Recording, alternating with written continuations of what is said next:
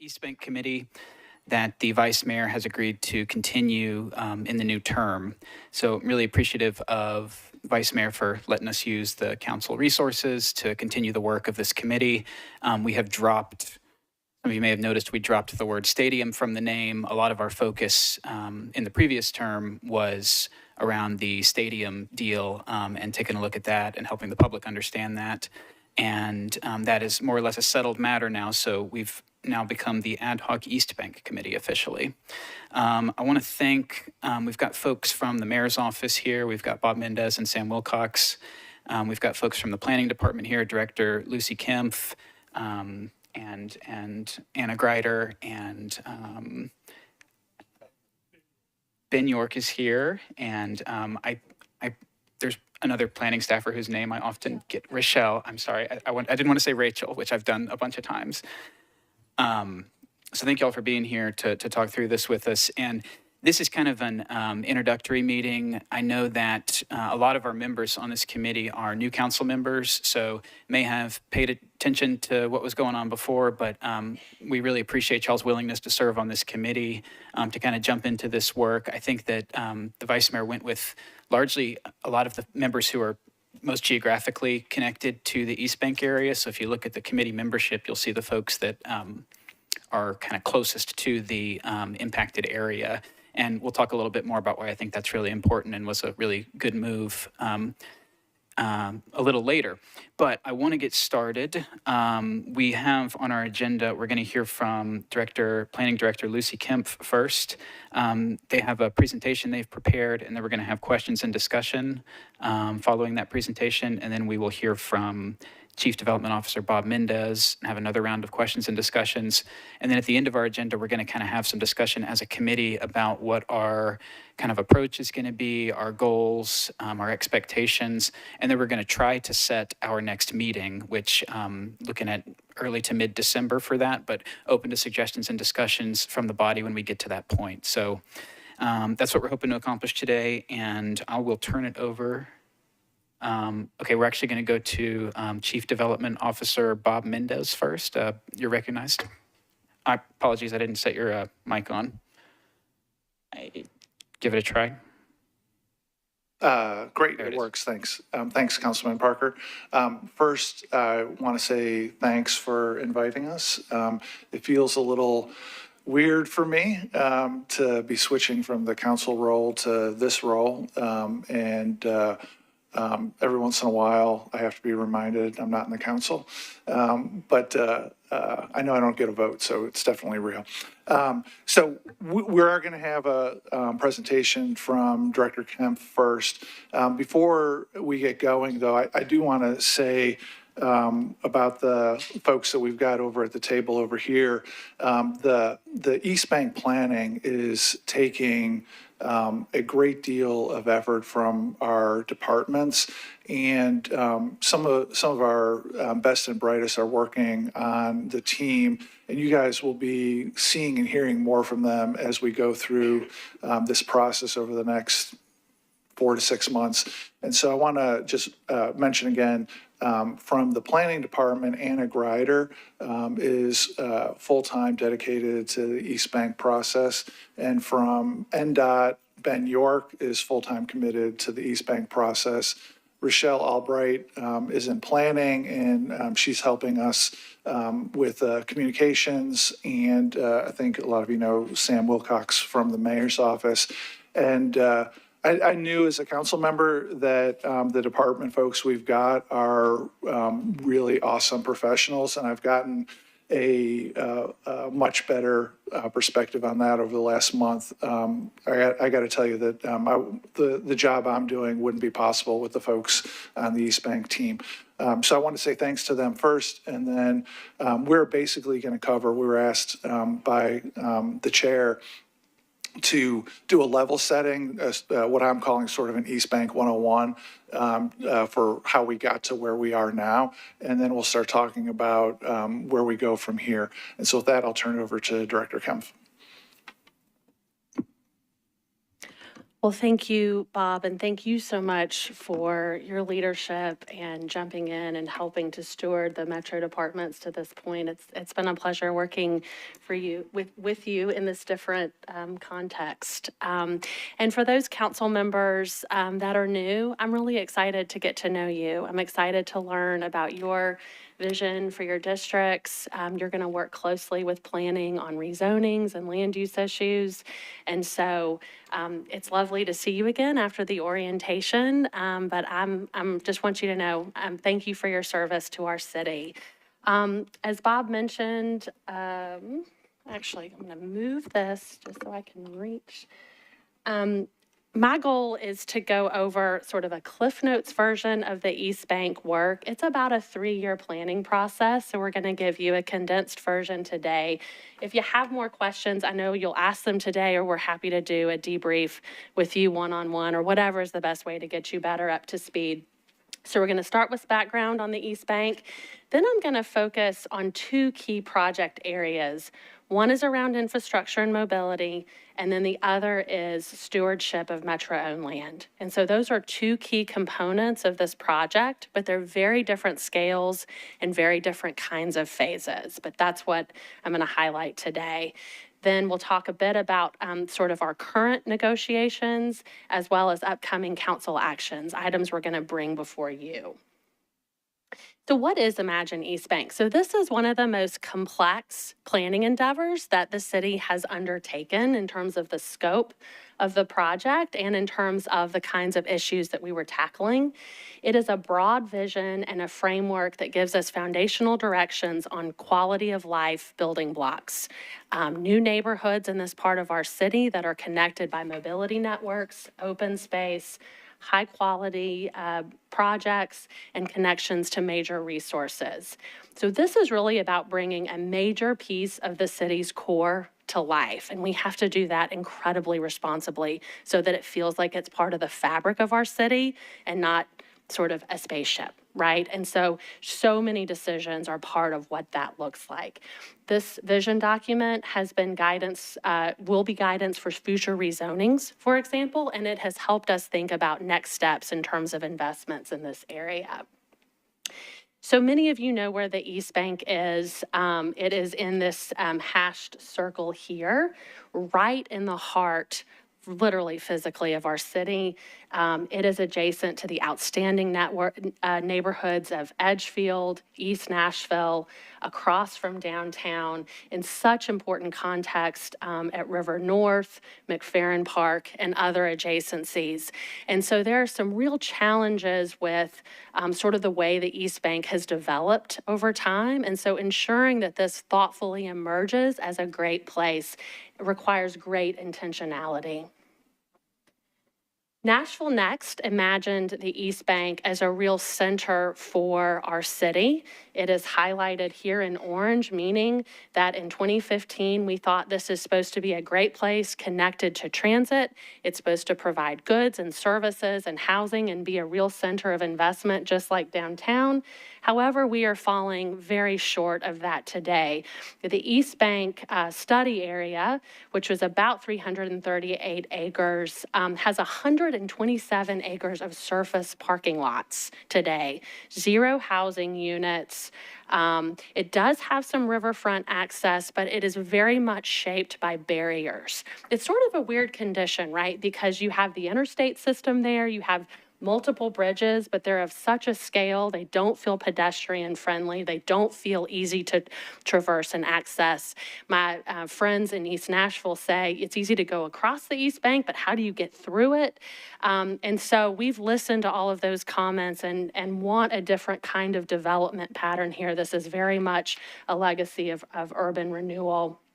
So we spent 21 months engaging the community about what it wanted to see from the East Bank. And I'm incredibly proud and want to acknowledge Anna Greider and Rochelle's work on those engagement meetings. We not only had people at the department, we went out into the neighborhoods. We found our way to all of the different, farmers markets, and anywhere people would talk to us, we tried to engage folks about what they wanted to see.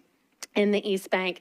I very rarely, I don't think I ever heard anyone say, yes, we'd love it to stay the way it is. We heard a lot of East Nashvillians particularly say, well, we've tried for decades to imagine something different, and it feels like absent, and, aside from the Titan Stadium, we haven't seen a lot of development here that we like. And so from that work, we had 4 different priorities from the community, and this is deeply condensed. But one was safe and simple multimodal connections. If you're on the East Bank and you want to get across to downtown, can you do that on foot? We want to do that. And how would you design a system for that? An equitable and affordable East Bank, that took a lot of different dimensions. It meant housing, it meant safety, it meant providing a variety of transportation options. We heard, a lot of the East Bank is car-oriented. How do you get people on foot and on bike? The third area was respect for the river, and this is dynamic, and I'm still candidly getting my arms wrapped around some of this feedback. So we heard from folks in the boating community, for example, that they'd like greater access within the river to the East and the West Banks. They want us thinking about that. We heard folks say the East or the river feels invisible to us, but it is a character-defining feature of our city, and so how do you create land uses that take advantage of that? And so that's something we're working on. Neighborhoods for Nashvillians. This is, I think, something about creating a sense of place for our residents, something that's not just about tourists. I have a lot of ideas about how that might be executed, but this is an aspiration I think we heard throughout the engagement process, and we've tried to carry that through into how we've imagined our next steps here.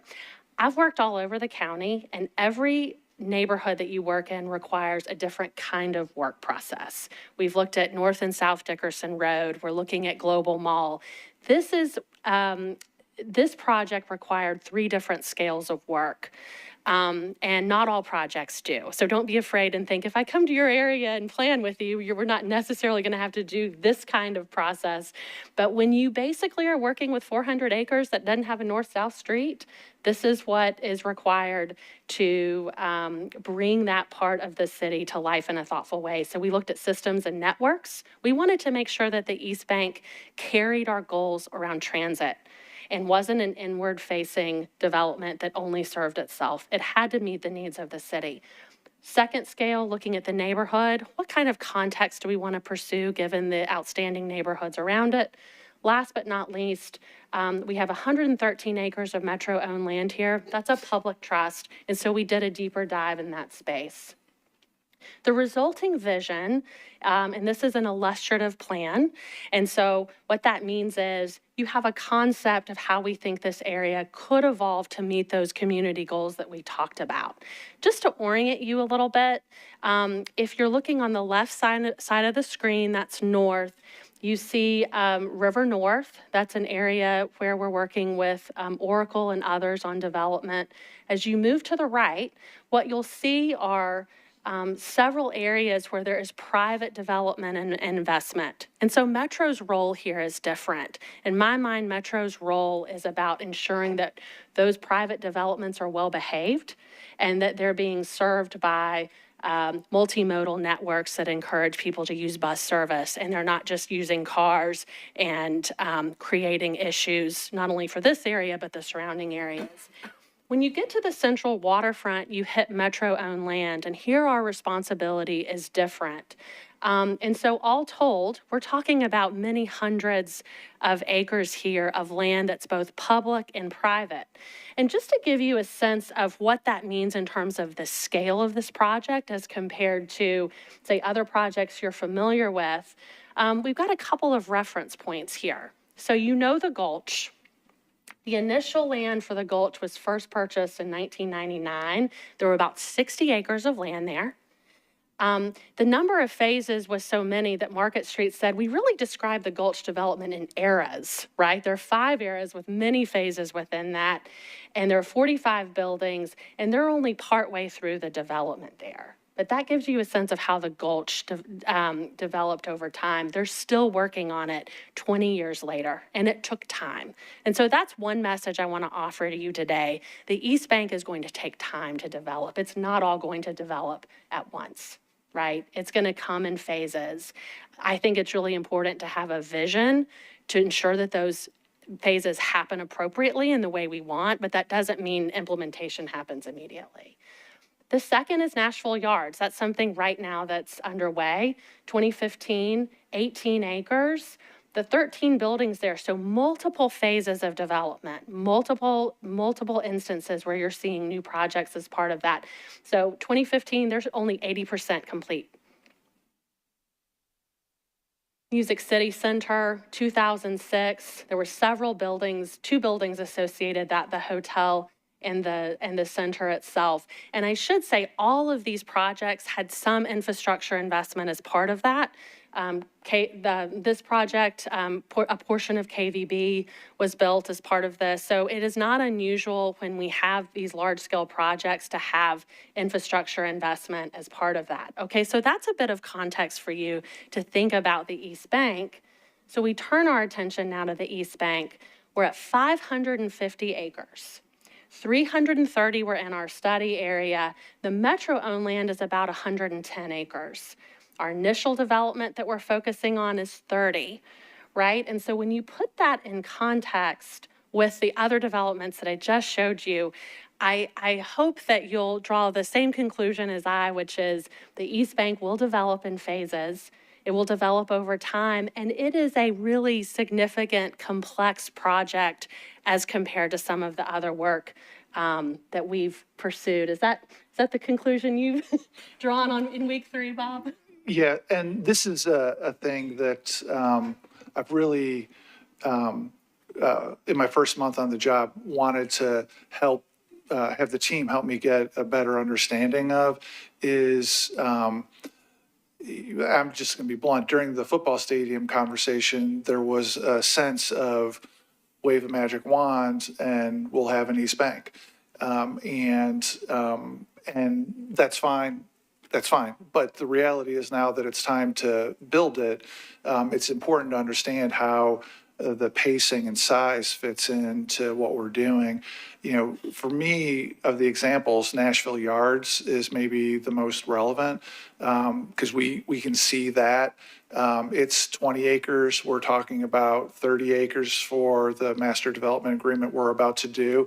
And you know, we can all remember the last 10 years going from the legacy Life Point buildings to a hotel first, and then a couple of high rises for Amazon. And then there's 2 or 3 big apartment buildings that are being built now. And there's a big chunk that's barely 1 story out of the ground. And there's more pads that are left to be developed. And we're 8 years out from when they purchased the property.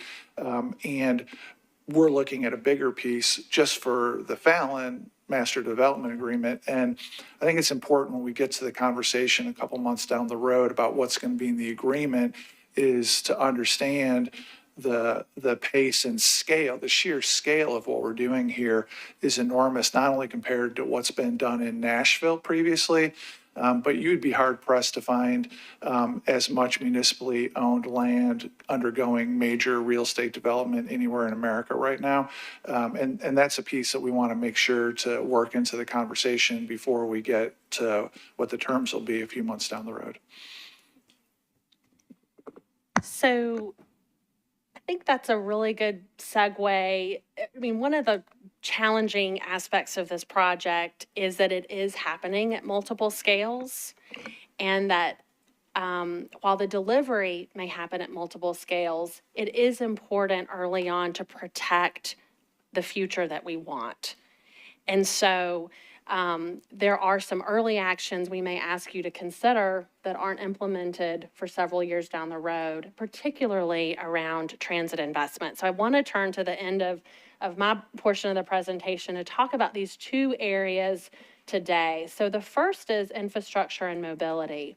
And what we've proposed on the East Bank, and you can see here in the blue, is a new boulevard that provides transit service that is dedicated.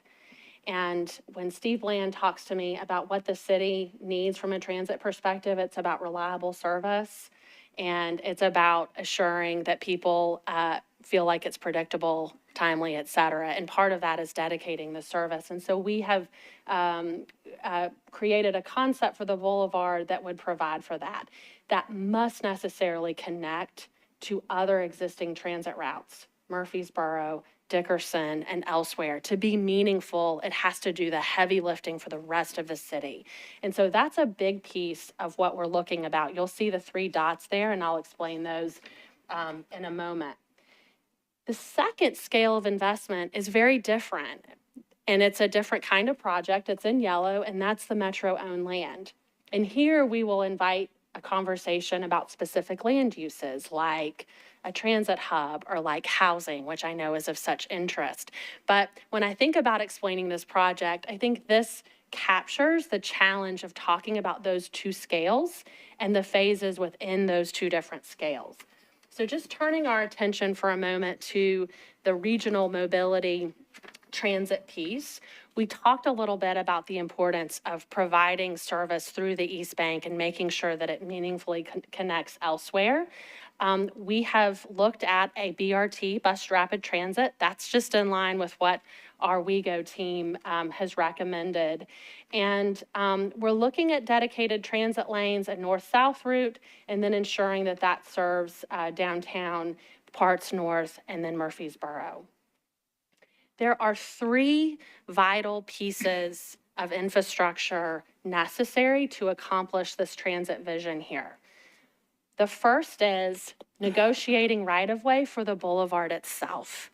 So much of the right-of-way, and when I say right-of-way, I'm sort of talking about the land with the street. It's the least exciting thing to talk about, but it's so important. I talk about right-of-way every day. I'm obsessed with it. We've got to talk about right-of-way all the time. It's got to be operationalized in this city. But basically, we've gotten right-of-way from a lot of the private development, but there is a small piece where we will need to acquire that right-of-way. This body, thankfully, approved an agreement between Metro and TDOT several years ago to start that process. And we also provided for funding information at that time. So but that is something that while the boulevard may not be built tomorrow, we have to plan for it today to preserve that transit future so that we can have bus service instead of, a building where we want bus service. The second is this connection between Dickerson Pike and the north-south boulevard, right? So essentially ensuring that we have a thoughtful north-south connection. And so the long-term plan there is for that to occur at Cleveland Street. That's the end recommendation, that is the best efficient route. There is a lot of TDOT infrastructure there with the interstate system, as you know, and TDOT right now is undergoing an interloop study, so they're evaluating their own infrastructure. We want to make sure that our final condition meets and aligns with how TDOT's infrastructure is going to be built. And so that's a key piece of this, so there may be interim solutions within that as TDOT is evaluating that work. The third is the James Robertson Parkway Bridge Landing. For those of you who are familiar with the East Bank, it's served by a few different bridges, but 2 of them, one is Woodland and one is James Robertson, and they land very differently, and their impact on the neighborhood is very different. So today, when you're on the East Bank, you look at that when you look at James Robertson. It is basically a wall. It severs the neighborhood. It severs the pedestrian experience. And certainly limits our ability to deliver transit, right? And so if you look at, this is a graphic that shows James Robertson, which is in the red, but in the foreground on the left, you see Woodland. And Woodland lands much earlier on the East Bank, and so it is a more, I would argue, pedestrian-friendly alignment for a city that is, surrounded by residential neighborhoods, certainly. And so our goal is to work closely with TDOT, as this is a bridge, and ensure that the part that we care about, which is in red, which is just basically how it lands on the East Bank, is done in a thoughtful way. And so those are three really important infrastructure pieces. Again, they don't have to happen tomorrow, but we're looking at them to make sure that we're putting the pieces in place. So as we get opportunities to ensure that we have transit, we're taking advantage of those.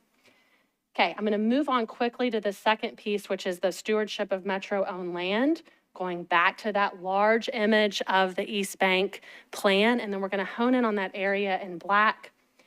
This is a rough concept of the Metro-owned land of approximately 110 acres. You see here that we've started to create development blocks as we place our streets, we think about our mobility networks, we think about our parks.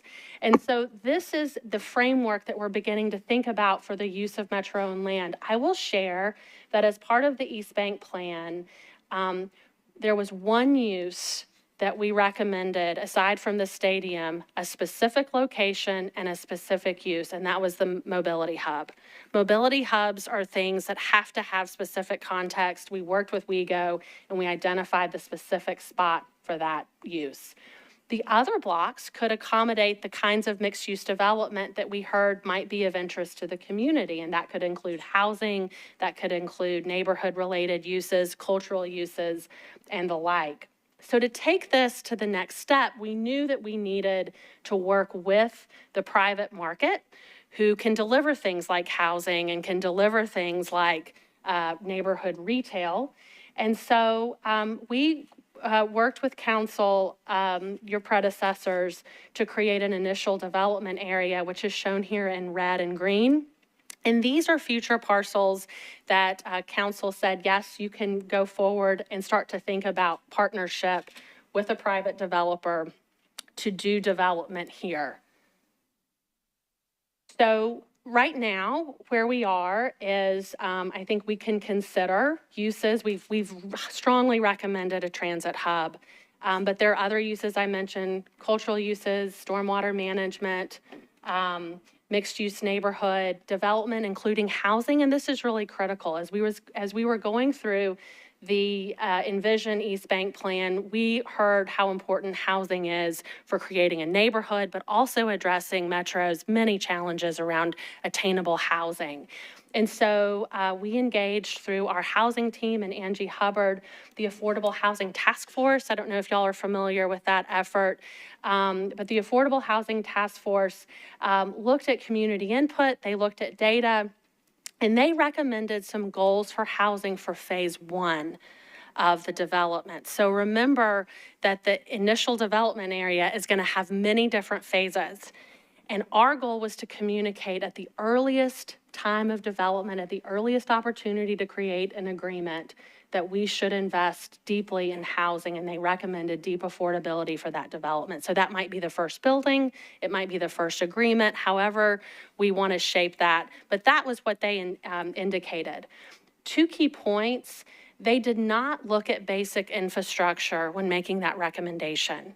So it's not as if the Housing Task Force looked at a parcel and said, well, we know there's X amount of $1 million that would be needed to support this, but we think these are benchmarks you should pursue. So the infrastructure investment and the cost is something that we at Metro are going to have to weigh, but they've given us that recommendation around the use. And then there's always an opportunity for us to continue to think about housing beyond phase one and what's appropriate. But again, we just wanted to make sure that first moment was done properly. Why don't we, just to break it up between the East Bank 101 and talking about the RFP, why don't we go back to the last slide and just, Chair, I don't know if you want to take this as the opportunity for questions about where we've been with the Envision East Bank and everything that the director explained. Yeah, thank you, Bob. That's appropriate. So this is a good time for any questions about kind of the planning aspects of it. Everything that Director Kempf just went over, housing goals, mobility, transit, any of that kind of stuff. If members have questions, I will start. So I saw, I think on one of the slides depicting the East Bank Mobility Hub, I saw two other dots there, and one of them was WeGo Central, and then there was a third one. So I imagine that this is coordinating with the forthcoming Connect Downtown study and kind of looking at building out that sort of rapid inner loop network between the three potential transit hubs. I'm so glad. I'm so glad you asked that. Forgive me, I didn't go over this in detail. One of the things that we've heard loudly from WeGo is we can't just rely on one hub downtown to service our whole network. We need to have several hubs that are working together. And I am excited and expect the East Bank to be a workhorse in that effort. And so, yes, that is correct, Councilman. As part of that effort that WeGo and NDOT are currently working on, they're going to talk more specifically about how these hubs need to function and how they should be designed. Thank you for asking that. Thank you. Yeah, that's a really exciting prospect. I will go to Councilmember Toombs. You're recognized. So I'm just trying to get an idea of placement in the East Bank area. So there's 113 acres of Metro-owned land. We're really looking at developing 30 acres. How much of that Metro-owned land will have to be, if any, will have to be part of that tax capture zone that's going around the new stadium? So when we come back in December, whatever meeting date you guys pick, I think we're going to be able to, we're going to hopefully have Director Crumbo provide some detailed information about that. Because that's a really important question. And like a lot of new folks to Metro, Director Crumbo was not here for any of the last 2 years. So we've asked the chair whether we could talk about that in December. But we'll get you that information for sure. Thank you. While we're on this slide, I'm remembering back to the agreement. Are the programming for parcels B and C and possibly G, those are largely going to be directed by the team under the agreement. Is that correct? I'm going to get some help on this, but I would say that's not the case. And the team can, the East Bank team can give more details on this if we need to. But those will be programmed and built by the master developer, Fallon, that we're negotiating with. In the thing, the C called South Village there, that will be most likely include what we refer to as the South Plaza, which will have some open space for ingress and egress from the football stadium when it's active. But there will be a building or buildings in addition to the South Plaza. Again, it's hard from scale to tell, but like the stadium footprint is 20 acres. So C, while it looks small on that map, has got a bunch of space and will include what we call the South Plaza and a building or two. Thank you.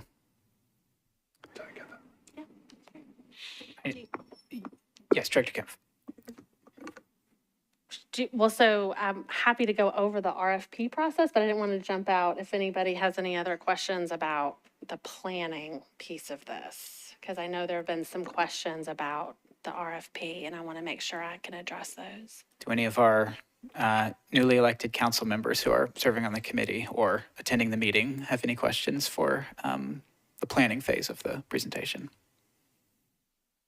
Okay, I think we can move on to the RFP then. Thank you. So as I mentioned, some of the uses that we wanted to explore for Metro-owned land, like housing or a cultural facility or neighborhood retail, those really need to be delivered by the private sector. So we needed a process for finding a good partner. And that started in January of 2023.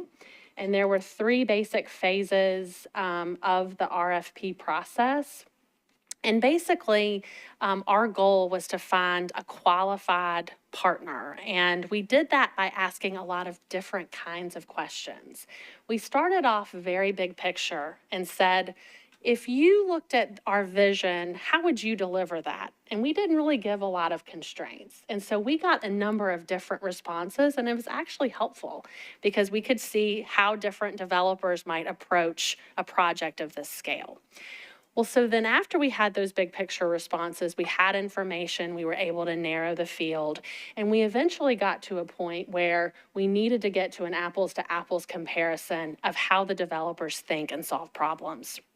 So we gave information such as, we gave multiple scenarios. If you had $75 million to spend on infrastructure, how would you do that?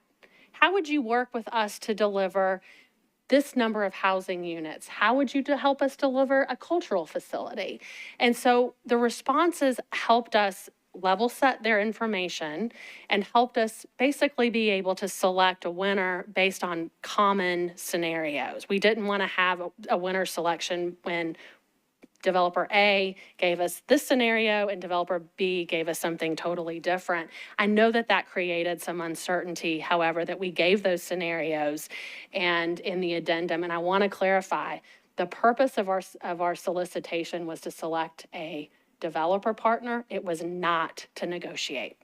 So our team that selected the developer was not empowered to negotiate on behalf of Metro. We weren't empowered to say, we're going to do this much infrastructure, this much housing. So that was not the purpose of our team. And I just want to make sure that's really clear because I know that that created some confusion amongst the public. And I hope that this helps. Now, that negotiation does need to happen, but it will happen from the mayor's office, and those agreements have to be approved by council. So really, again, what we were doing was trying to understand how the developers think and approach hard issues. I've heard some questions. So Fallon was ultimately selected. They were selected for a variety of reasons. I can get into those if you want to discuss it. But one thing I've had some questions on is what is the Music City Mile? And basically, this is a pedestrian and open space network that they're proposing that builds off of the existing pedestrian bridge and informs a lot of design elements to ensure that the buildings, again, are pedestrian oriented and not oriented to cars. And so it's an interesting concept. They're continuing to flesh it out. They'll bring those concepts more publicly as part of the negotiation process.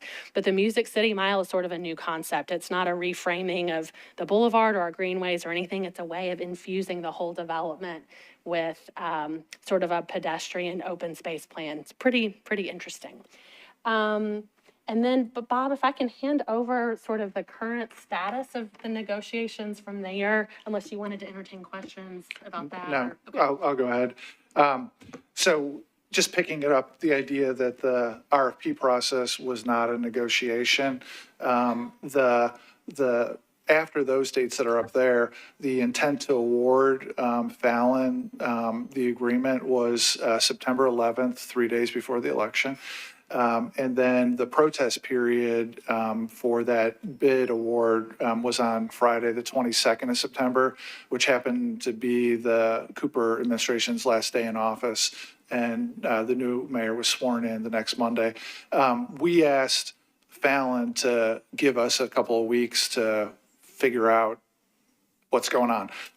And so they were kind enough they were obviously chomping at the bit to get going, but they gave us till the middle of October for the new administration and me to get in place and have the detailed conversations with these folks and the legal team about where we're going.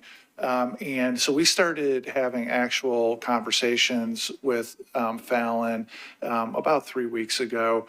And the first order of business was that there's probably teams of about 25 people on each side with lots of subcontractors and subject matter specialists that need to coordinate on all the things that we've talked about today.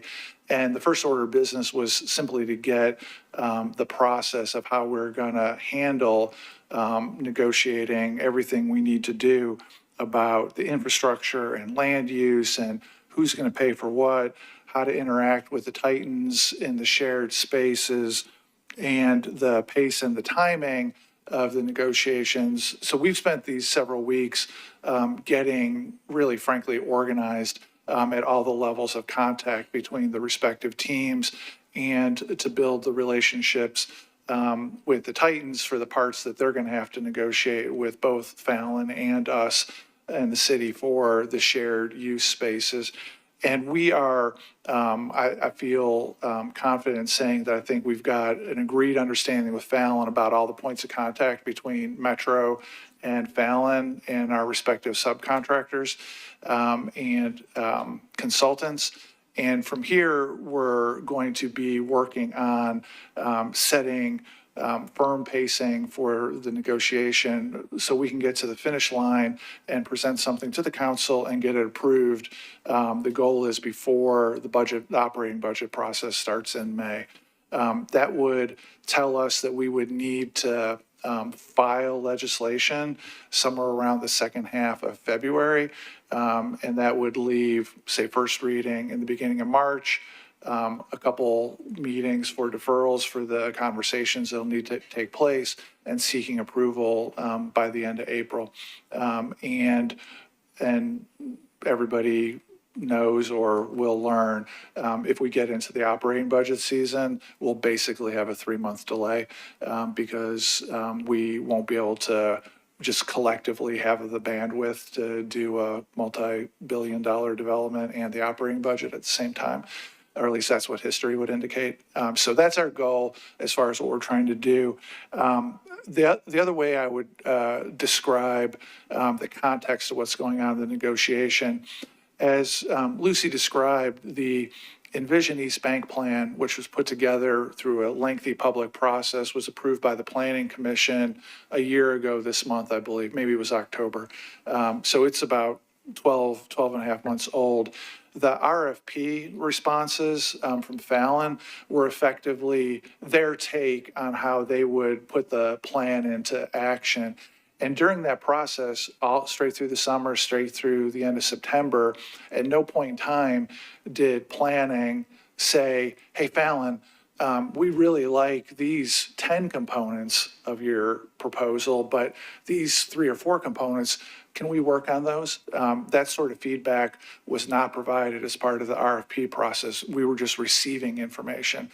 So a major first step that we're still working on right now is that feedback mid-October went to Fallon, where the city's subject matter experts said, hey, Fallon, we like this stuff. We're okay about these other things. Tell us more about these other things. And Fallon has got their team working on bringing back something in response to our planning department's comments. And that conceptual plan, having an agreement between our plan from 12 months ago has one set of pictures and uses, and the RFP response has another set of things in it. We need to have an agreed upon conceptual plan as a jumping off point for what the heck we're going to negotiate. Like, how many stories are the buildings going to be? What kind of infrastructure cost is implicated by the final agreed upon plan? And then who pays for that?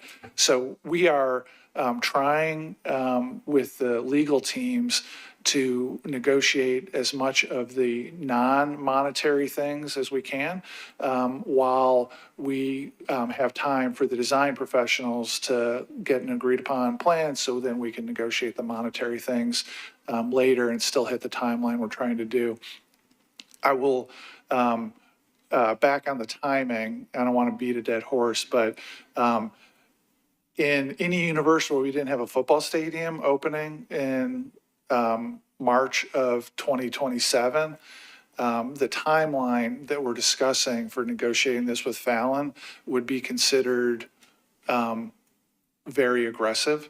But we do have a football stadium opening in 3 years and 4 or 5 months. And we have to be able to get 60,000 people in and out of the stadium at that time. And so things like the South Plaza for that parcel C that the chair pointed out, like, that's got to be done. the connection between the pedestrian bridge and the stadium, what's being called the Music City Mile, that's got to be done because that's going to be the majority of the ingress and egress. And so I've like asked the team to make sure they actually take their days off at the holidays. But other than that, like we're burning all the midnight oil to get it to go as quickly as possible in a way that still makes sense and has enough productive feedback from the public and the council that it is something that we all like and can move forward with. So that's my description of the current status of the negotiations and upcoming council action. You know, Lucy mentioned there's some very not interesting to most people things that you have to do to build a neighborhood from nothing. One of them is sewer capacity. So in order to make the football stadium work and to have capacity for the new neighborhood, the substantial new neighborhood, sooner rather than later, we need to start on a new sewage pump station. And the details are still being negotiated, but we're basically have an agreement with the Titans that their projected pro rata share of what that cost will be covered by the stadium financing plan that's already been approved earlier this year. And then we're going to ask for approval for a participation agreement where further development in a certain footprint that will be serviced by this pumping station will contribute to the cost of it. So on a 30-year time horizon, we should be cost neutral, but we're going to have to pay for some of it up front. And that'll be coming next month, still being negotiated. And then these mandatory referrals, I think everybody is aware that if you're going to start building a $2 billion stadium next to an existing stadium, there's going to have to be some road closures in the immediate area. Those require council approval. Those will be coming to the council starting next month. And then briefly about the master development agreement, I'm referring to it as if it's one agreement. It'll probably be, it will be multiple agreements, and some of the agreements brought before you will have exhibits that have other agreements attached to it. And I'm generically referring to it as the master developer contract. And all that will be, the goal is to file it together as one package, target February, subject to a lot of people have to do a lot of things between now and then. So I think that did I cover it all? All right. I'm happy to answer any questions. Committee members, we'll go to Councilmember Clay Cap. You are recognized. Thank you, Chair. I think my first very brief question is for Ms. Kemp, which is, you mentioned that there wasn't any negotiation as part of selecting the RFP, Fallon through the RFP process. But my question is, was the instruction to the selection committee to choose the developer that most fully responded to the envisioned East Bank plan?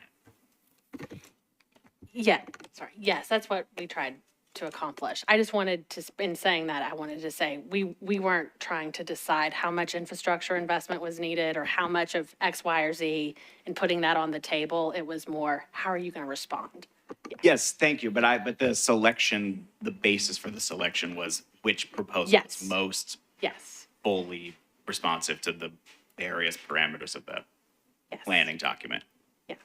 Thank you. And then for Mr. Mendez, my more deeper question is, understanding that this agreement was announced 3 days before the election, and reading somewhat between the lines of your comments, not asking you to comment on the actual negotiations, but to the extent that the priorities of this body or of the new administration don't exactly align with that year-old planning document, are there areas of either non-responsiveness to the planning document or of new emphasis for the administration that are under negotiation generally? And how is the administration conceiving of that process? So thanks for the question. Two things.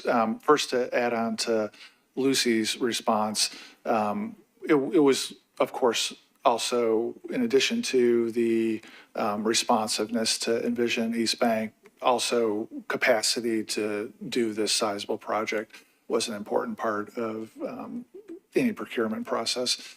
As far as the change in focus, I think when I was sitting out there a year ago, one of the things that the director mentioned repeatedly is that the vision document was just that, a vision document. It wasn't meant to be completely prescriptive in any way, shape, or form. And what she described at that time a year ago was that given the amount of time that it would take to do this, it would be very difficult to be prescriptive.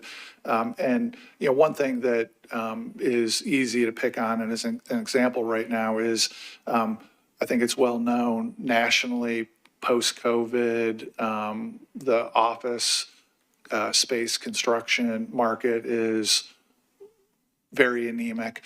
Nashville has better numbers than almost anywhere in the country on that front, but the idea of financing an office building today is very difficult. But on the time frame that we're talking about, will it be difficult to finance an office building in 5 years? Don't know. People smarter than me have opinions about that. So the plan was intended to be a guide, a vision of what it could be, not prescriptive. And I'm certain that we're going to get into the conversation, whether in a couple months or a couple years for a next phase, and something about Envision East Bank is going to seem clunky or inapplicable or times changed, and we'll have to go in a different direction. I can say that at this point in the negotiation, we've got free, unfettered, complete ability to do what we want collectively without being locked in high or low or any other way for Envision East Bank.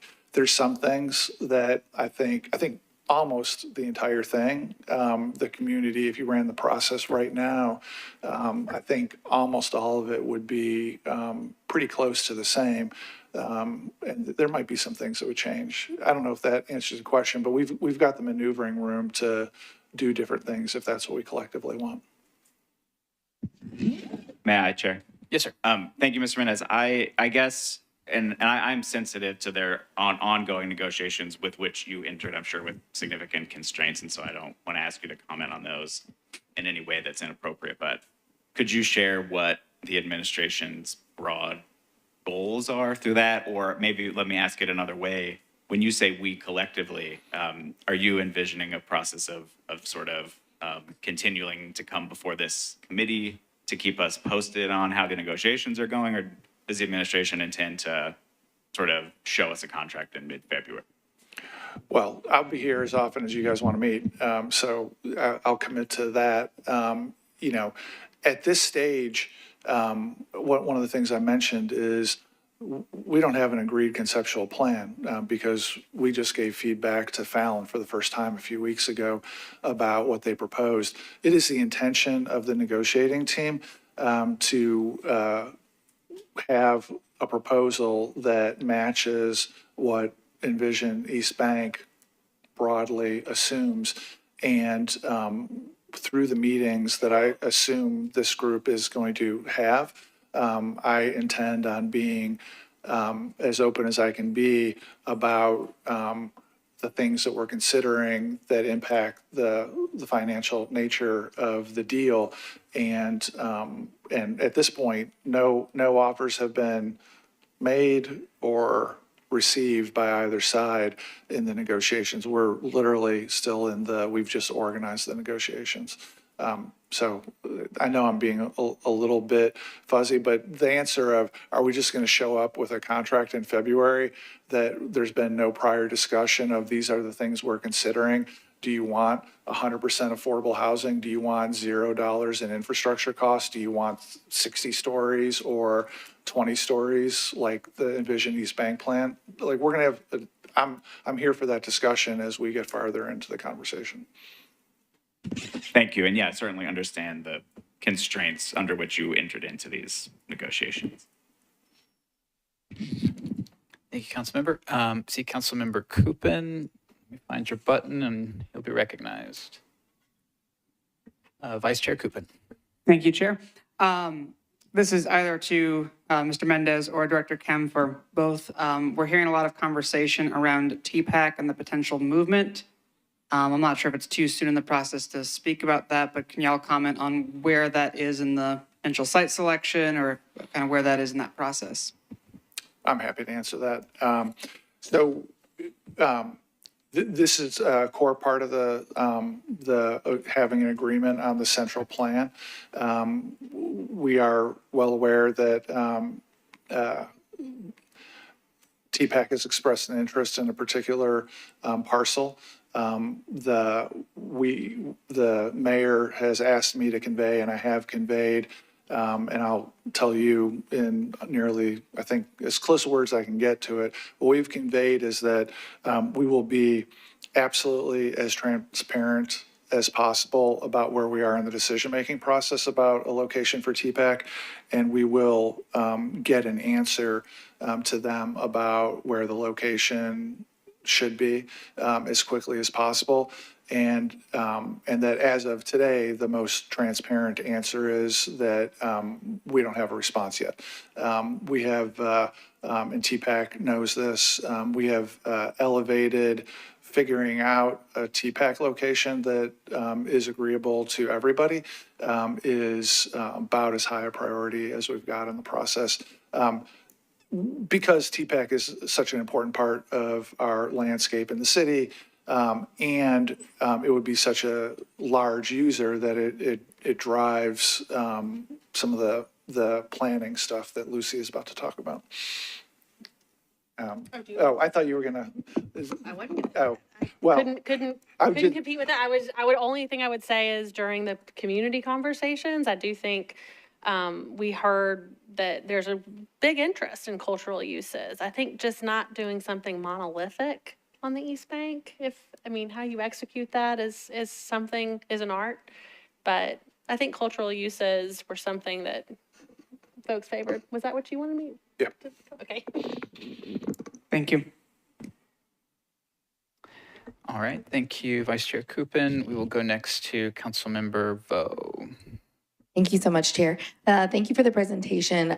Just regarding one of your priorities with respect to the river, can y'all talk a little bit more about what the plan is for that? And have we looked at other cities and how they've built out? So I used to live in Brisbane, Australia, and they built out their riverfront. And so I want to make sure, are we looking at other cities and so that we can make the best plan and really build out and not make the same mistakes that, other cities have? Absolutely. That is so cool. I would love to hear about your past life there. That's, yes. So the river access is really interesting. I do think there are some best practices. A lot of it is in resilience planning and thinking about the park space that's adjacent to the water. A lot of the differentiation between Nashville and, say, a Louisville or a Chattanooga are the unique characteristics of the river itself. And the Cumberland tends to actually be fairly narrow. We don't perceive it that way. It's a working river. And so it still has barge traffic and other things. And so one of the questions that I've been trying to get my arms around and that we thought about in the East Bank plan is how you would define demand for the river from a boating perspective. And is that motorized or are those kayakers, right? And so there is a data-driven process that we probably need to undertake to really understand the scope of the opportunity. And then I think you would be able to draw some conclusions about, for example, if we want to create some facilities on the river, facilities doesn't sound very exciting, but some boat activation, right? And sort of who are we serving there? I think an idea of creating more mobility opportunities between the banks is really interesting. And I know that's something that our EMS services had at one time, and we could make that robust. And so I'm really interested in this aspect of the conversation, and I think we just need to build that out. But if there are riverfronts that you think are successful or not successful, I welcome that feedback. Boston, Philadelphia, Washington, D.C. have all done really interesting riverfront projects recently that we can really learn from. And I think it's how you translate the dynamics of our own river and its ecology, if you will, to the right outcome is critical. But I would love to talk to you more about that and see what you saw and how you experienced that in your city, so we can apply those lessons here. And I would just add that one of the things I've learned over the last month, getting more in the weeds, is that some of the park and green space for the East Bank, we're going to have to engage in the planning sooner rather than later, but the actual delivery of the green space may be a little bit later in the process. Just practically speaking, like for the new football stadium, that construction over the next 3 years, there's going to be substantial areas of parking lots outside the footprint that are going to be used as staging areas for the next 3 years. And the same goes for other construction. And so the thing that I don't think I realized a couple months ago that I do realize now is this green space conversation, like now is the time for the planning for it, but the execution on it is probably a bit later in the process. Great, thank you all so much. And yes, I have lots of suggestions, so look forward to talking more about that. Anyone else have questions seeking to be recognized? And just a reminder, we're going to have a little bit of discussion following this portion just about committee structure, goals, expectations, and whatnot. But I saw Councilmember Cap, and Councilmember Cap, you're recognized. Thank you, Chair. Mr. Mendez, you mentioned that timing here is tough, and I certainly appreciate that. Is the timetable dictated by any contractual obligations that we as a city have to the Titans, or is it more prudential in the sense that, we want to have these things ready, such as the South Plaza, before people start using that space? And then secondarily to that, some of these things that are necessarily going to take much longer, I guess, when we start making things concrete, that will entail or at least constrain uses for nearby parcels and to the development area that's, to the north of what we're even talking about now, and so on and so forth. So is the planning department or the administration envisioning any kind of process for thinking about those downstream effects of whatever happens in these 30 acres? Yeah, I'm sorry, I managed to forget your first question during the second question. Yeah, that was probably two separate questions. So the first was, is the time constraint driven by any contractual obligation we have to the Titans, or is it just more, we think it's, better to move quickly given everything altogether? Yeah. There may be some relatively minor contractual obligations. I'm looking to our outside counsel in the back, but by and large, it's the 60,000 people are coming in, September of 2027, and we can't have, it should be our goal, our preference to not have that be an ugly mess. I think the programming for the football stadium is being designed so some 2/3 of the attendees come out through the South Plaza and in through the South Plaza. And just so practically speaking, life safety issues, traffic issues, we need to make sure that it's workable by then. And it's more that than hard contractual obligations. And then the other question was about mapping out the impacts. That's a topic of great interest and discussion. And it as you alluded to, it's got lots of everyday impact. It's got special event impact. And that's a thing that there's a lot of attention going into making sure that we can do multiple construction projects simultaneously. Thank you. And Chair, can I have one more? Absolutely. Yeah, you're recognized. what is there any approach or planning to potential gambling uses on the stadium campus, and what implications that might have for the rest of the East Bank? That topic hasn't come up with me yet in my month in office, or in office in the mayor's office. So at this point, there's been no discussion about that, one way or another. Am I wrong in understanding that there may be some potential for that in the stadium campus itself? Yeah, it's funny. I'm going to regret leaving my website up. The honest answer is that, and I'm happy to have counsel in the back correct me if I'm wrong. The stadium financing documents openly discussed potential gambling uses should they be made legal under Tennessee law, and it gave the Titans exclusive control for that inside their building, our building that they're going to occupy, the football stadium. And then, if memory serves, there was a larger area that I'm not sure exactly the borders of, where the Titans had basically veto power. They would have to agree to another gambling use in that larger area. And so, right now it's not legal under Tennessee law. The Titans haven't brought this up. Fallon hasn't brought this up. And unless Jeff Oldham shakes his head, no, I'm going to assume he says I got that right. So that's the state of affairs. Thank you. All right, thanks. Next, I see Councilmember Evan Siegel. You are recognized. Just a question on the sort of long-range transit planning. There are the 3 stations, and right now it shows BRT in and out. Is the row being acquired for those sufficient if, as a city, when we have a transit conversation, we decide light rail might be better or alternative modes other than BRT, or are we constrained by space and BRT is the only option?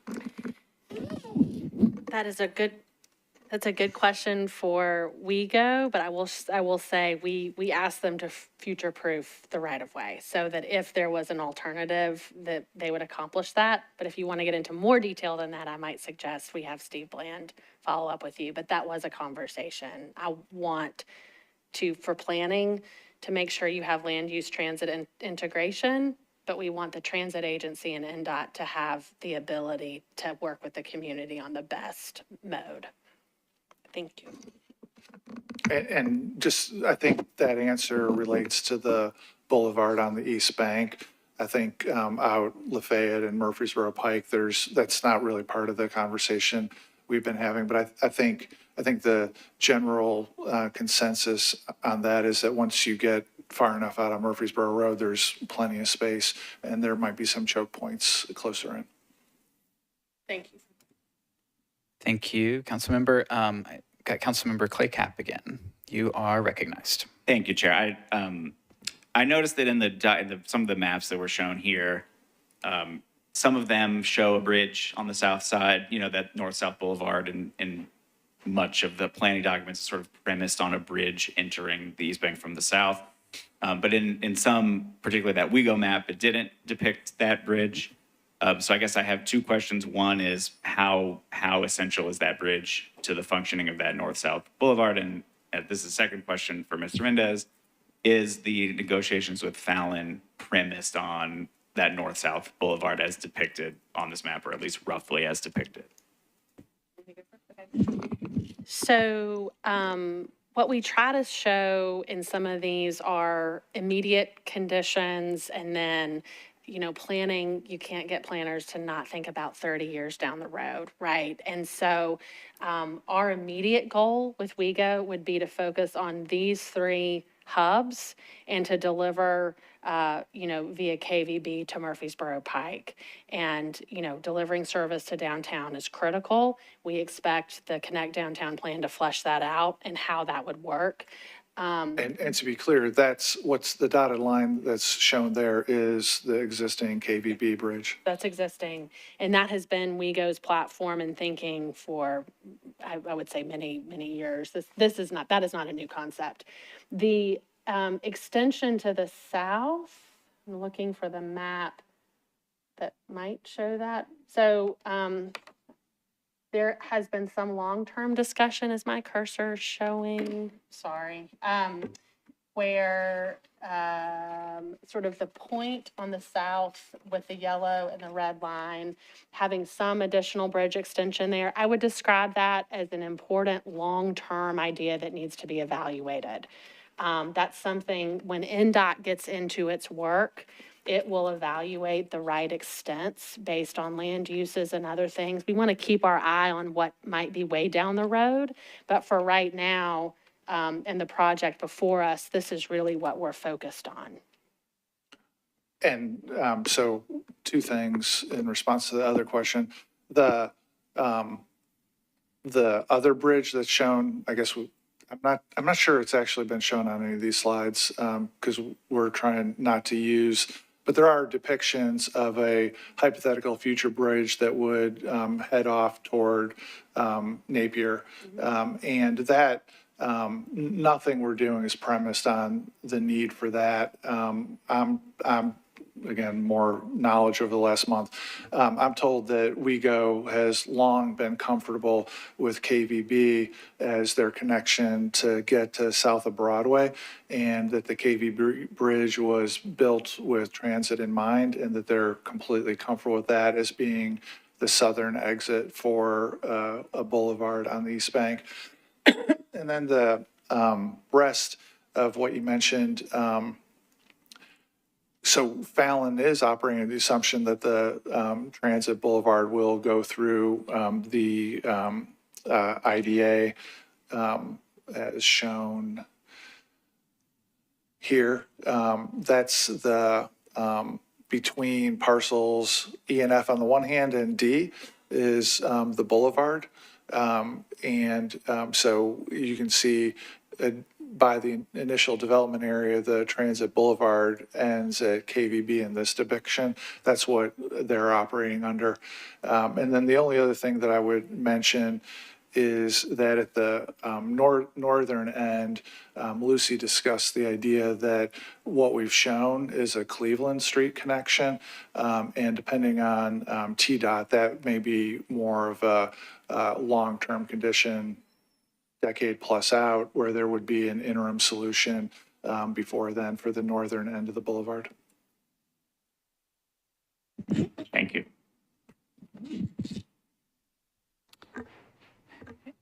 Any other questions for the portion? Like I said, we're going to get to kind of discussing committee structure and business and goals and expectations here in a moment, but any other questions for this portion from the committee? I'm sorry? I said, do you want me to step back that way? Sure. I asked, I was going to say Councilmember Mendez. I guess now is it Officer Mendez? I was going to ask. Just Bob is fine. I was going to ask Bob to stick with us for a minute. But thank you so much for joining us, Director Thank Kemp. you for having me. So as everyone here is probably aware, Mr. Mendez, Bob, was the chair of the previous iteration of this committee in the last term. And there were some things that we did procedurally and as a committee that I think were really helpful that I want to see if we want to continue doing. I also want to take a moment to try to schedule our next meeting if we can while we're all here together. So one thing that we did that I thought was really helpful kind of to not duplicate effort as council members and committee members when we're looking at big considerations is we would individually submit specific questions to council staff and they would collect those and periodically submit those to the administration. You might get your response from planning, you might get it from administration folks. Sometimes the team would respond to things on team-related stuff. And that was a way for us to kind of not duplicate effort, both in our thinking and in having conversations with staff. I found it to be extremely helpful. Do committee members feel like that would be a useful practice to continue, to sort of have one, I'm seeing a lot of nodding heads. So it sounds like we'll go to Councilmember Evans Siegel for discussion, comment. A question, so I understand, those were collected, were they collected like in an open manner when you talk about duplicating thinking, so we're not all submitting the same questions so we can see them in real time? I'm not sure, so I it was, go ahead. The way it worked was that council staff collected questions and then once a week delivered them to the mayor's office. And then the mayor's office attempted to get answers back to the council office to be posted once a week. And there were times where the question volume got so high where the mayor's office got a little bit behind. There were other times where they were a little bit ahead. But it was basically questions would get submitted on a Friday, and the goal was to get a set of answers from the previous week's questions posted by Friday. So after a week or so, all council members, if they checked that web page, would be aware of all the questions that had been asked up until a week earlier. And the council office, I think, did a good job of, if there were duplicative questions, to merge them. And I believe the questions that were posted did not state who the asking council member was, but we did what I requested of the prior administration that I think you guys should ask for too, is that we wanted the responses to say who was responding. So if it was an administration response, the response would indicate response by administration. If it was the team, it would say that. So there could be situations where when we get farther in the process, there are questions directed at Fallon. And depending on who the response was, we made sure that it said who the response was by. Thank you, Bob. I'm really struggling with not calling you Councilmember Mendez. So, and does council table have any comment about how we might handle that, or if y'all think that was a good approach? I think that approach was good. I think it worked well. Of course, it's very loud when I'm in this microphone. It is dependent upon the time and the length of questions for how long it will take the mayor's office to work with the other departments in getting answers. One thing that our office also does is we take the questions delivered to us. We do try to, put questions together or remove duplicates. But then also when we post them back on the website, we try to kind of categorize those questions so that the same questions stay in the same categories and it's not just as received. So I thought that was a extremely useful practice during the last round. So it sounds like we want to continue that. And so thank you for staff for supporting that. Thank you. Does anybody have any questions, discussion? I've got a couple other little things here, but if anybody's itching to bring something up, let's see, we go to Vice Chair Coopin. You're recognized. Thank you, Chair. Would this be the appropriate time to discuss community engagement, or is that part of your couple little things later? Let's talk about it. So do you have any thoughts about what you'd like to see? Obviously, we've got the opportunity to do these meetings here in this room. What are you thinking in terms of engagement outside of this chamber? Or maybe it happens in this chamber. What have you got in mind? Yeah, thank you, Chair. I think that to me is one of the important pieces of as it is to many of us, to make sure this is a community engagement centric process, and that is a process by Nashville for Nashville. I don't have specifics. I know that a number of us represent different districts in the area and know perhaps the local spots or community areas or groups that are important to engage. But given the kind of timeline and pacing, I'd wonder if it's prudent either now or maybe the next meeting to start scheduling out what those engagements look like and what that schedule might look like.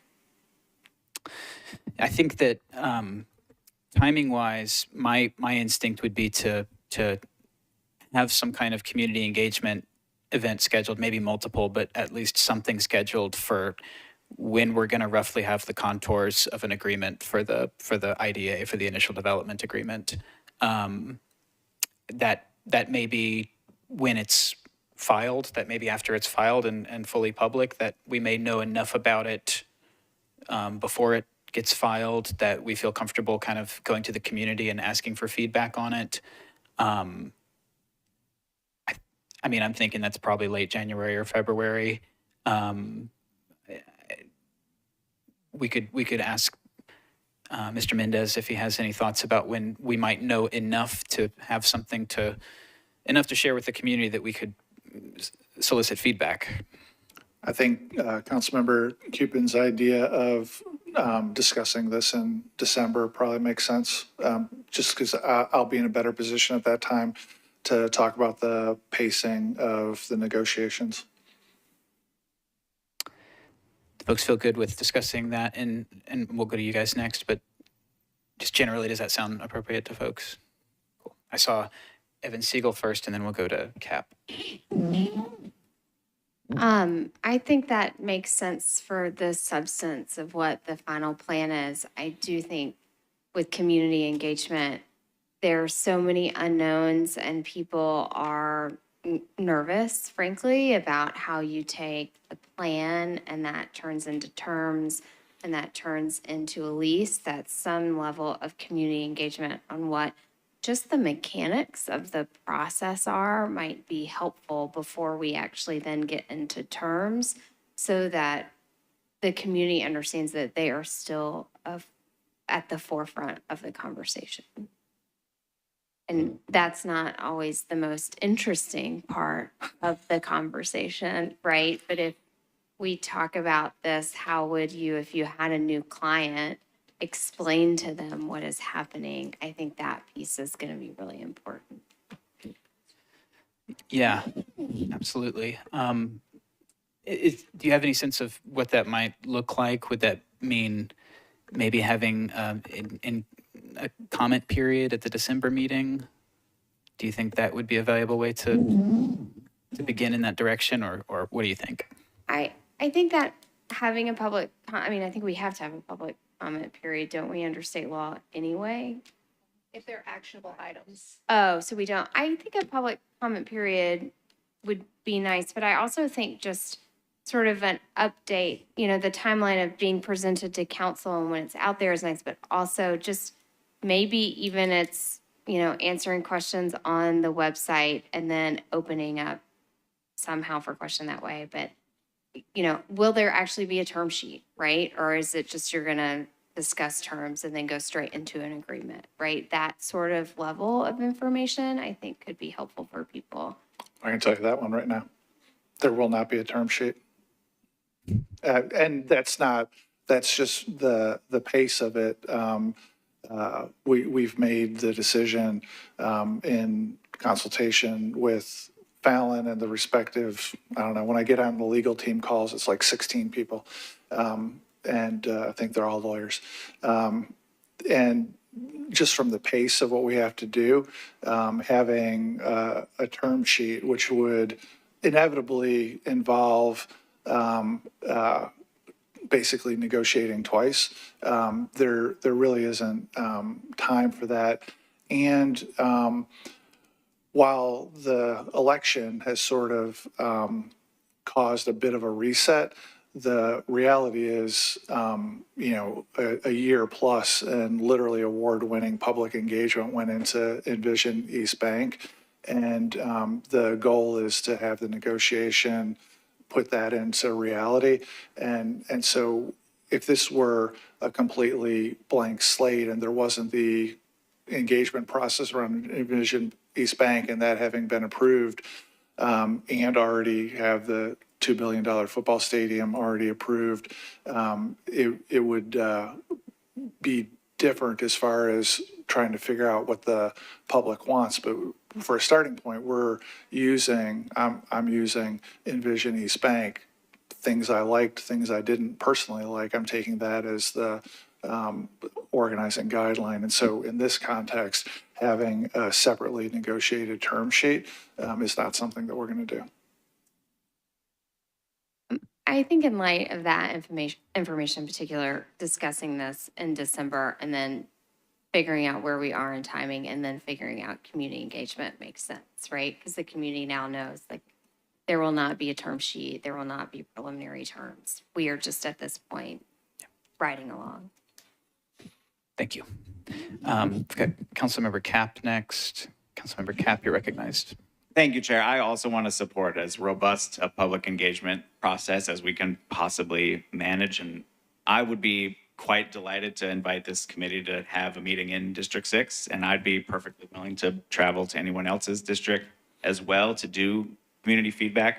You know, I think this is going to be hugely decisive for what kind of city we're building. But it also directly impacts, I think, everyone's districts who are on this committee. And for that reason, I think going to the community will be important because this should be a public-driven process. I think part of what I would, expect is that, we've talked a lot today about the constraints that we're all coming into this with. I think those are significant, but I don't think they're as significant as, what is open for us to decide. And for that reason, I think that doing as robust as we can manage, I'd invite everybody to District 6, and I'd be perfectly happy to go to your districts as well. And if we're looking, to try to have this public engagement process roughly completed by mid to late April, that's a pretty punishing schedule. And so recognizing that, I would still advocate for doing a series of meetings in the community. Thank you. I had Councilmember Toombs next. Councilmember Toombs, you're recognized. Thank you, Chair. Piggybacking on Councilman Cap, I would suggest going out, choosing areas in the county to give, as many people as possible an opportunity to come out and learn about the process. I don't think we have to redo the community engagement that has already happened with Envision East Bank. That was pretty extensive. We know what people want the East Bank to look like. So at this point, we're at, this is how we're going to implement it. And folks need to understand what that looks like and ask questions. And so, again, I would say, getting outside of these chambers, because everyone's not going to come downtown or watch YouTube, getting into as many places in the county as we can to give people an opportunity to come out. Absolutely. Vice Chair Coopin, had you next. Thank you, Chair. Yeah, I would second what was just shared by my colleagues, that a robust community engagement program makes sense, but also not to redo what we've already done with Imagine East Bank, and also to not give too wide of a lane when we do have certain constraints, but also to engage around what is the process, what is the pacing, when will there be opportunities to make decisions, what are the decisions we can start to think about, what are the decisions we can't think about. So learning that process like we all have tonight, and kind of bringing that to the community. And I would share that sentiment. Happy to host in District 19, but also happy to come to other districts as much as needed to really have a communal engaged process for this. I think is going to be really important. I'm fine with the timing of it. Talking about December, and want to respect the administration's process and timing to make sure we have enough to talk about. But I do think it'll be important to be out and about. Yeah, I mean, I think I'll come to you next. I think just what I know about timing and the information, when we're going to have more information to sort of share and get feedback with, recognizing that we want feedback on the front end of that as well. I mean, it looks to me like we will maybe try to set some kind of engagement schedule in December, which is hopefully we're going to set that meeting here in a few minutes. And then it'll probably be the new year before we would have any of these meetings out in the community. So we can push, we can do things sooner than that, but just you get into mid-December and everybody's family and holiday brain, and it's just very, very hard to get people to come out and engage with things, and hard to get people to have room on their schedules. So that's kind of where it sounds like we're headed, but we're certainly, we can make it work if we need something earlier, if there's a reason to do it. Happy to make it work. So next I had Terry Vo. You are recognized. Thank you, Chair. I would just suggest that when we have our meetings, if we can have them focused. So for example, if we had a session, a community engagement session that focused on small business owners or business owners that are currently, I would say working near the river or have experience, so then we can actually anticipate and hear what struggles they've had. And then another one that's focused maybe on arts and, what that looks like. And then another with community and housing, so that to me, it would make him much more specific and we can actually address things. So that would be a suggestion I would like to see. Thank you. Yeah. I love that idea. Anything else on kind of the community engagement, the contours of that, and what folks would like to see there? So I guess let's maybe try to bring some fleshed out thoughts and ideas in December, and we will try to get some things, some dates, venues potentially hammered out. That sounds great. Terry Vo, Councilmember Vo, you just mentioned something that I had a conversation today about. We know that for folks who live on the east side, for folks who live downtown, basically everybody who works, lives, plays, traverses through this area, it's going to be disruptive for a long time. And, I'm someone who works part-time where the Oracle campus is being constructed, and it has been, sometimes it's fine, sometimes it's very disruptive what's happening over there. And I wanted to kind of ask for the administration. I think that I've been engaging a little bit with the folks that do like the river tours, and there's the issues that they have. There's like 6 or 8 different authorities they might be trying to coordinate with to make something happen. And generally when 6 or 8 people are kind of in charge of something, I find that like nobody really wants to take ownership and nobody wants to screw up something for other folks. So I do think that when we look at sort of protecting incumbent activity, I don't think we want to be permitting a bunch of new stuff happening in the area, but kind of doing what we can to protect incumbent activity and minimize disruption. I do think that the mayor's office is kind of uniquely positioned to coordinate 6 or 8 different entities and make sure that nobody screws up and gets yelled at for doing something. So I don't know if we need to like formalize that process or if it's just something that council members, the district member, committee members can bring to y'all. If you don't mind turning on the planning tables, yes, sir. Mr. Wilcox will comment on this. You're recognized. Thank you. Thanks, Chair. This is something that we're laser focused on. We're not in the business of putting other people out of business throughout this construction. We're actually meeting with a lot of the operators tomorrow. Excellent. To start coordinating this. One thing to remember, it's not just 6 or 8 authorities. It's multiple levels of government, including state, federal, Army Corps of Engineers. So we don't always have perfect visibility, but similar to the TPAC, I think our goal is we will let you all know as soon as we know, and we're committed to being transparent about what we know when we know it. And right now, we're still trying to figure out what we know. So we'll be sharing back as these meetings go forward. Thank you. Yeah, I wanted to make sure folks knew that we have them in mind, and we're going to do what we can to minimize disruption for those incumbent uses.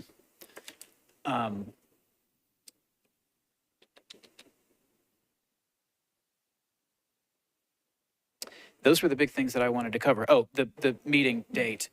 So I asked, I wanted to hear from our new finance director, Kevin Crumbo, today, but he is still kind of getting his bearings with everything that's happened over the last couple of years and settling into his new role, well, returning to his role. We're very excited to have him back. And I asked both Bob and Director Crumbo for some dates that could potentially work for them. What came back was December 11th or December 12th at 4:30 here in this chamber. I think either of those could work for me. For committee members, could those dates, either of the 11th or 12th of December, potentially work for folks? Councilmember Evans Siegel. The 11th could potentially work. It's also traffic and parking afternoon at 3. So it depends on how the traffic and parking commission goes. Okay. Maximum microphones. Sorry, I have to turn some people off.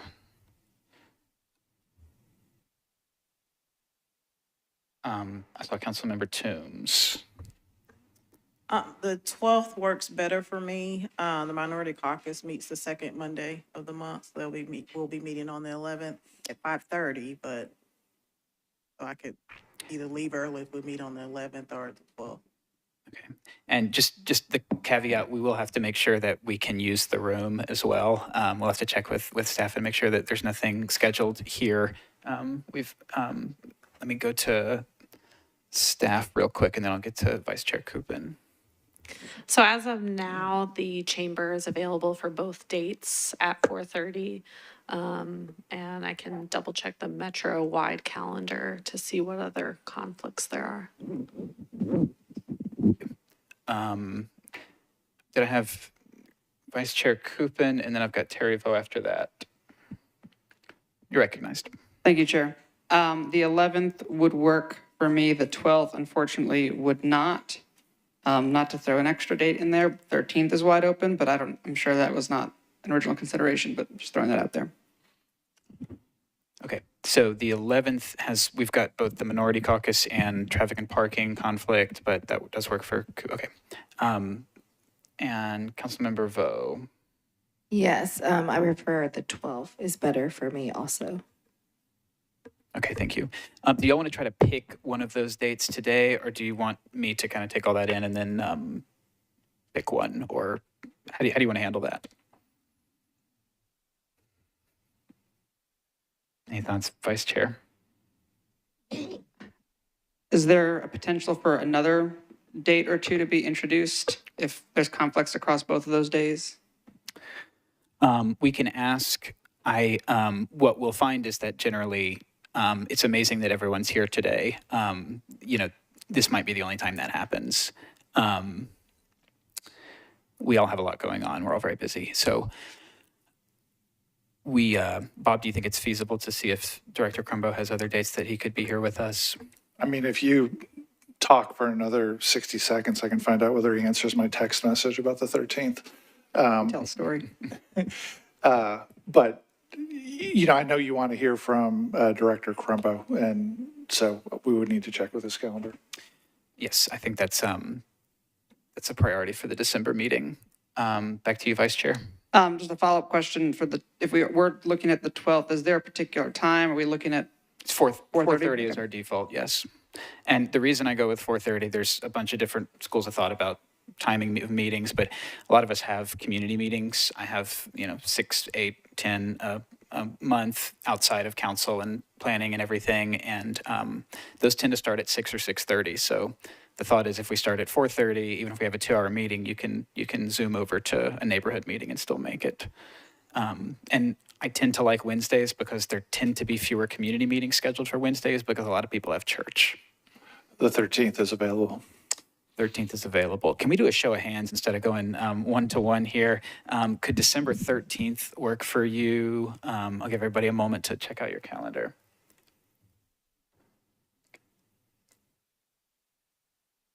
Does it overlap? Okay. I don't think we can do the 13th, folks. I'm sorry.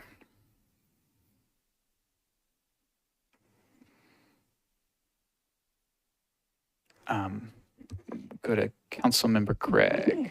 I would suggest we pick the time for efficiency tonight, Yes, sir. because if we try to wait, it's going to become more problematic. Yes, sir.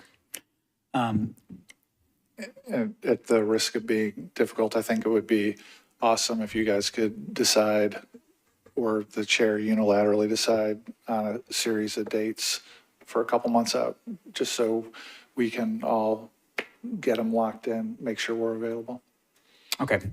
I'd like to focus on the December meeting now, but I will do that for maybe the follow-up meetings. Coordinate with staff and via email. So, Councilmember Toombs, can you remind me what time the Minority Caucus meets on the 11th? 5:30. Okay. This is more difficult than I thought it would be. I'm sorry, y'all. Shouldn't have done this on camera. I should have done this by email or something. Any other feedback, thoughts? Vice Chair. Does our fancy new voting software also let us set meetings? I'm just kidding. On the 12th, if it is starting at 4:30, and if it is assumed to be an hour, hour and a half-ish, I probably could make that work if that helps alleviate the Monday pressure. I think we go with the 12th then, 12th at 4:30. Does anybody have any major issues with December 12th at 4:30 in this room? Brilliant. We've set that one. And I'm gonna try to have a proposed calendar for some future ones. Again, like it's a little bit challenging not knowing exactly when we will have more to chew on as far as the agreement itself. So I wouldn't want to schedule 3 meetings in January, including some community engagement, if we're not going to have the substance of that. So for the planning and administration folks, I'll do my best to schedule things out, but it's also going to kind of be, it's going to be dependent on what we have to deliberate on. Any other questions, comments, debates, discussion for today? All right. I want to thank again administration folks, planning folks, and council staff for facilitating this and being here tonight. So thanks everyone, and that will conclude our meeting.